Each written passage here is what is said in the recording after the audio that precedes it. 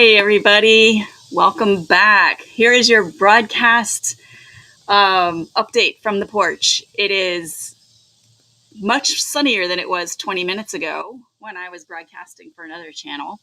We have a lawn mower guy across the valley who was quiet until 3 minutes ago, and he's back, although he may have stopped. We have cicadas.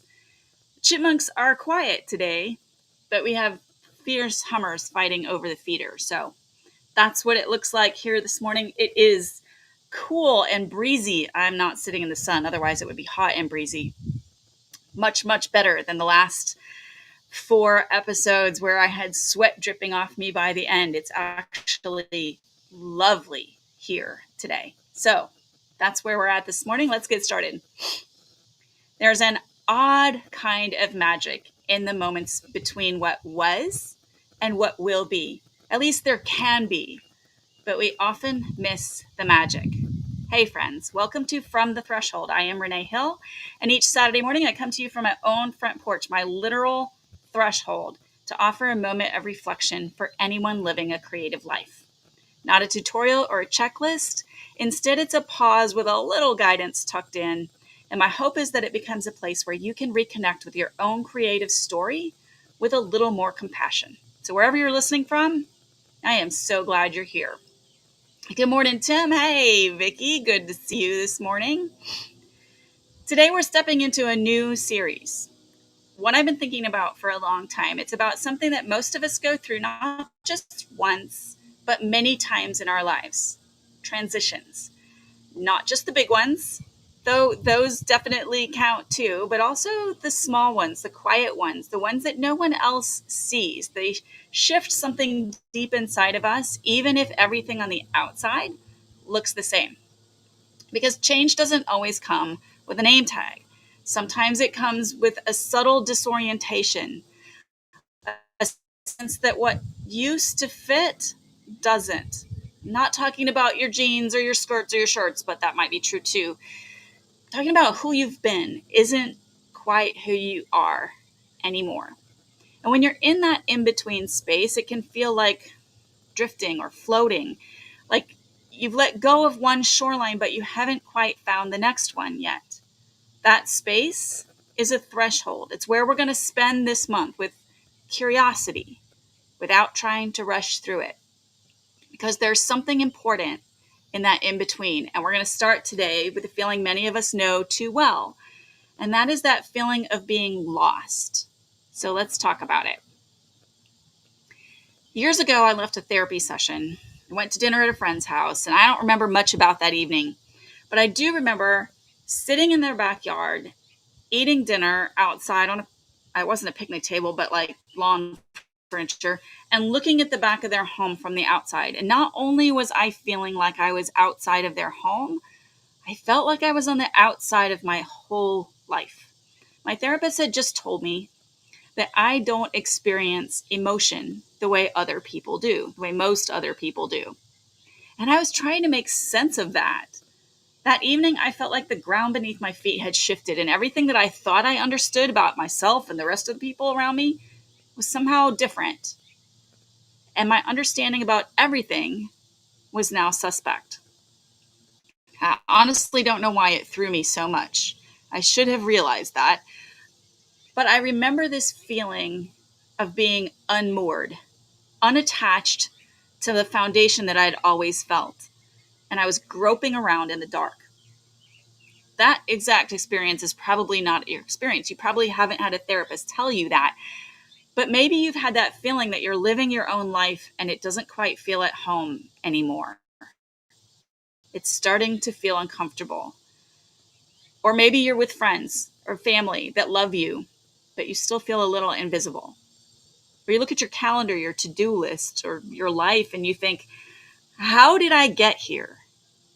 That's a kind of lostness that we don't talk about enough. Not the I can't find my phone kind of lost, but the I don't recognize myself kind of lost.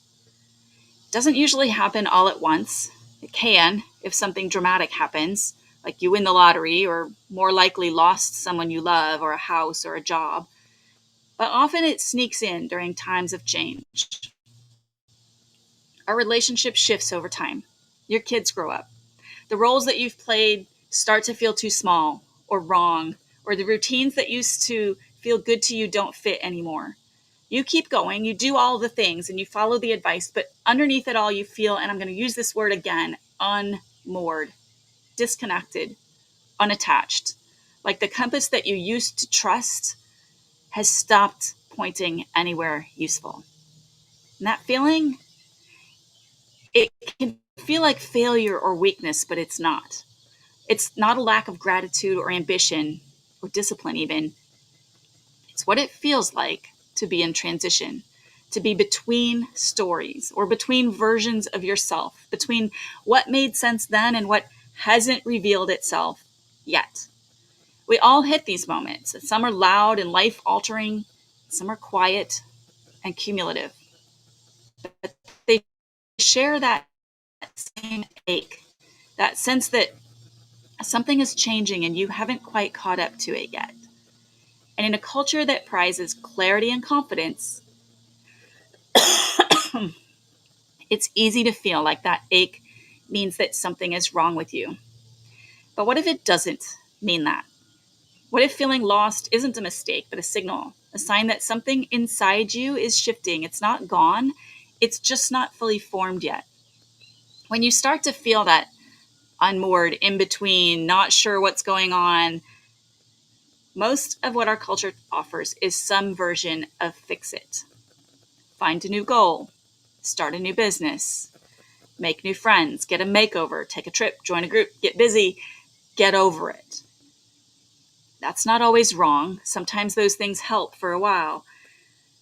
There's another option that we're often handed by our culture, especially when the ache feels too big to fix, and that is that we are told to numb it. Not officially, of course.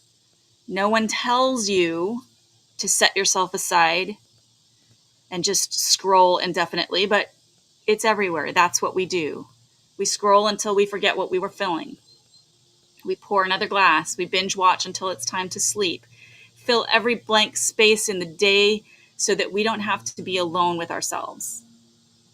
And I'm not judging that. I've done it too. We've all done that.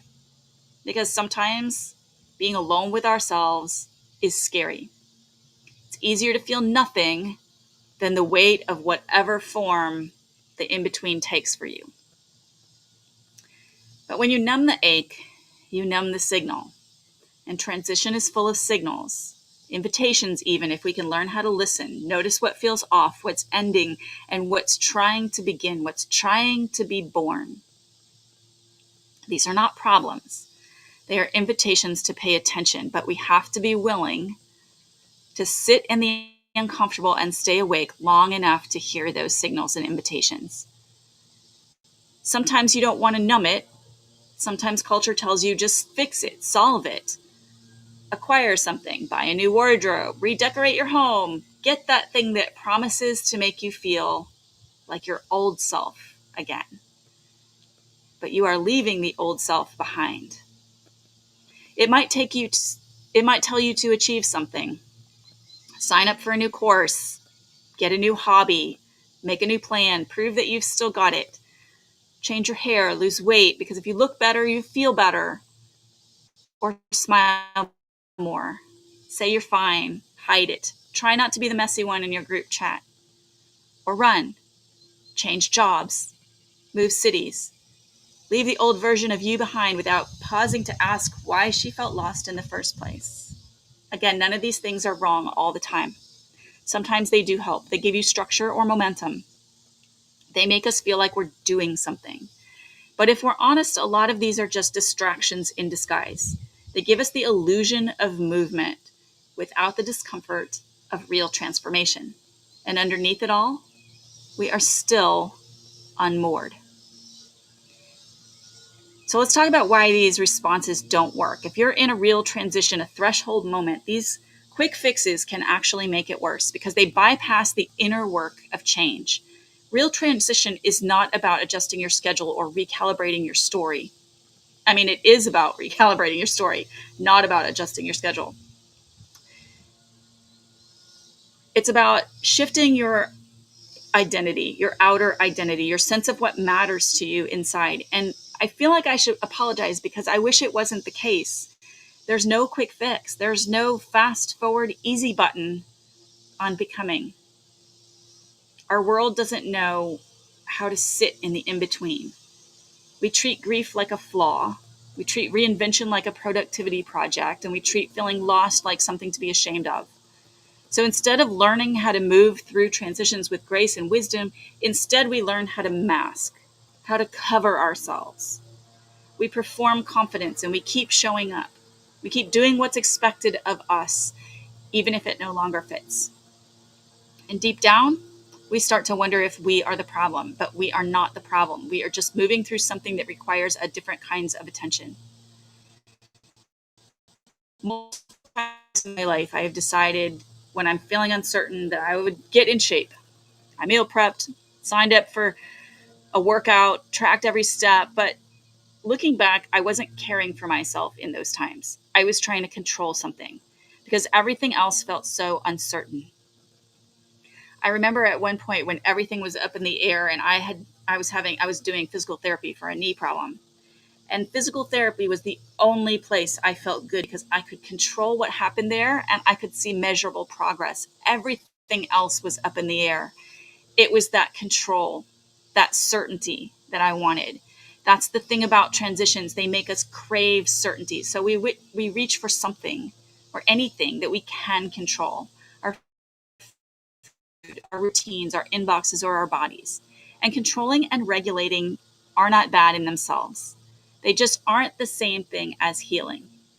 They're scaffolding, and sometimes we mistake them for the structure itself. So if you have tried to organize your way out of the fog or wellness your way into clarity, you are not alone. You're human, and you're doing your best to get your feet back on what feels like solid ground. So what are some things that do help? If you've ever been in a major life transition, you know it doesn't respond well to force. You can't checklist your way through grief. You can't sprint your way into a new identity. You have to live it, feel it, let it unfold over time. And that's where creativity can help us. It's not the kind of creativity that demands performance, not like starting a new creative business, not even finishing a project, but art making, creative practice as a way to engage with that space in between. Because creativity is not just about making things, it's about making sense.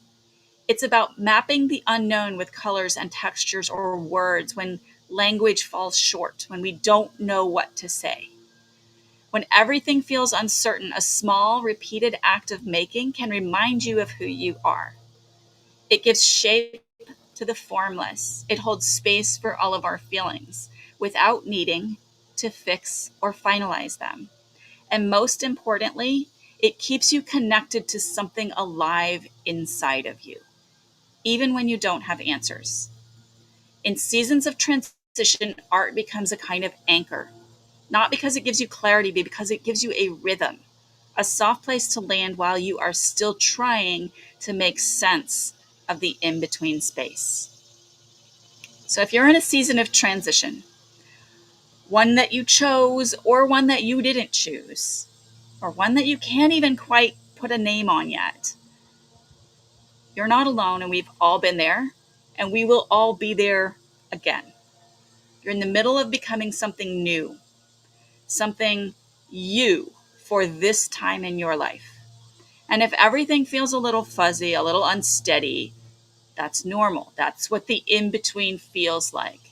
It's not clear, but it is a threshold. And the way through is not to push harder. It's to pause, to notice, to make meaning in small, honest ways. And creativity is the perfect companion. If you want some practical experience with using creativity to help you navigate change, whether you're in transition or you know you will be at some point, next Sunday, August 10th at 7 p.m. Central Time, I will be teaching a workshop, and you can consider yourself officially invited. This is part of a new rhythm. Each month, we will have a theme, and this month it's transitions and change. And our live broadcast on Saturday will focus on that theme. So you'll get plenty of stuff throughout the month on that theme for free on these live broadcasts. There will also be a creative journal, and I was so hoping that I could have it in my hands to show it to you today, because today I will have the proof copy in my hands, but not until later, unfortunately. It'll be available through Amazon and a monthly workshop. So if this resonates, if you are craving some grounding and insight and a creative way to reconnect with yourself in the middle of transition, I would love to invite you to join me. I had intended to have registration open today, but a lot has happened in the past 2 weeks and things did not quite go as I had planned. I'm running behind. So tomorrow's email will explain a little bit more about my in-betweenness right now. But get on that email list if you want early bird pricing announcement. It's going to be $17 for a few days, and then by next time I broadcast, it'll be $27. If you're listening after August, it will be for sale as a replay, but it'll be an even higher rate. So whether you join me or not for the workshops or the journals, I hope that you remember this. The in-between is not empty. It is full of possibility. You do not need to have it all figured out. You just need to stay curious. And I hope your experience of transition and change in the in-between transforms throughout this month of August. We have, I think, 3 or 4 more weeks in this series. I think 4 more weeks in this series. So I'm looking forward to seeing what happens during this month. Of course, I will be right here again next Saturday on the threshold if you'd like to come on back and talk about it more. We'll be talking about the art of remembering ourselves next weekend. I would love to have you. Until then, stay passionately curious. So, hey, good morning, Tim, and hi again, Vicki. Thanks for coming on over here, Vicki. I so appreciate that, and Tim always for supporting. I so appreciate you guys. Hope you have a fantastic week, and I will see you again next Saturday.